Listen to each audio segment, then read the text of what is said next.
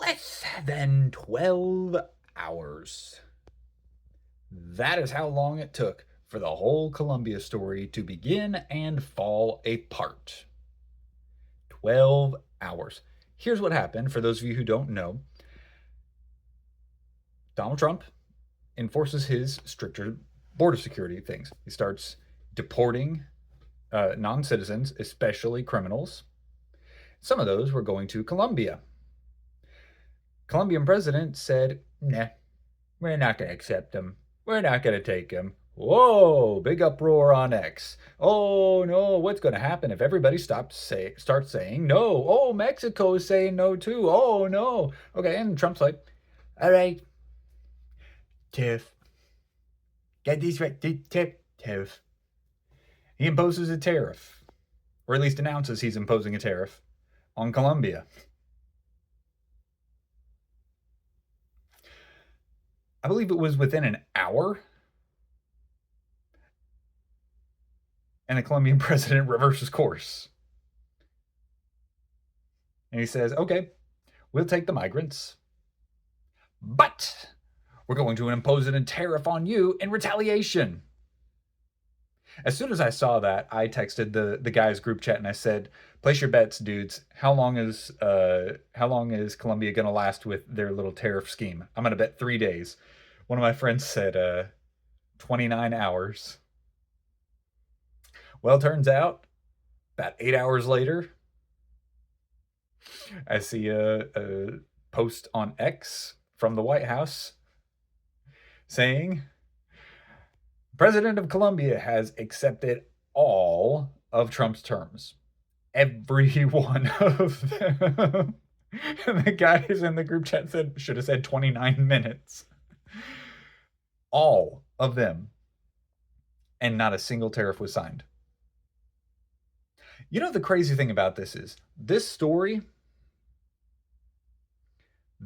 should be one of the shining examples of how the left was wrong. It should be one of those examples where someone looks at it and said, okay, yeah, I was wrong. I was wrong. I thought I knew something. I thought I was believing the truth on this, but it turns out I was incorrect about it. And that's not how it works. First, is not how it works with most people.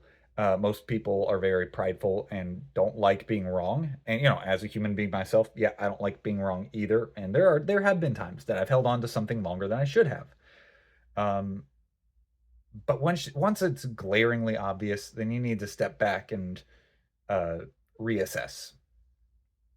I still think Trump is wrong about TikTok. I think it's pretty obvious he's right about his tariff and immigration policy now. But the left won't see it that way. And that's what's really sad about it, is because this could be a very unifying moment where we come together and we realize we have a president that actually is doing the things that he promised he was going to do. And honestly, I think he's done more in 1 week than he did in his entire first term, but that's another story to go through another day. But this should be a unifying moment, but it's not going to be. And you're going to see this continue because, oh my gosh, the vile and the vitriol are going to continue. Why? Because Trump's effective. He got somebody who was, and by the way, here's another thing.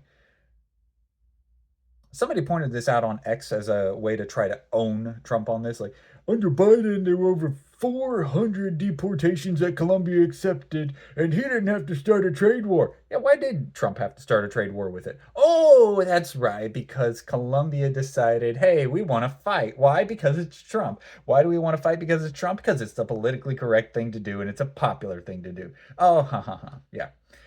Trump didn't start this game. Colombia started this game, and Colombia lost horribly. You ever seen? There was this old video like a long time ago. I can't remember it, but it shows this poor kid being bullied. He's a bigger kid, and he's got this young kid that's like punching up at him, and is like takes a couple of steps at him, like punches at him, and you hear the kid say stop, and he's like trying to pull back, like he doesn't want to fight, but the kid just keeps coming at him and keeps like socking at him and punching him. And finally, the kid snaps. He has enough. The big guy then grabs hold of the little kid, picks him up, body slams him on the ground. That is what happened between the United States of America and Colombia. We don't want the struggle. We don't want the fight. But if you're going to bring it, you better have a big stick. Because we're a 230-pound fat kid that can throw you over our shoulder without blinking. This should be a unifying moment. And I hope for some of you Democrats watching that this is a moment that makes you at least say, okay, I was wrong about this one thing. Good, that's where it starts. Now we can have a conversation. Now we can talk. Republicans just want to talk. We don't care that you disagree with us. We care that you shut us out, you call us Nazis, and you're not willing to listen when we want to have a conversation with you. Anyways, that's all I got for today. Don't want to get too long-winded with it, but tune in for more fun.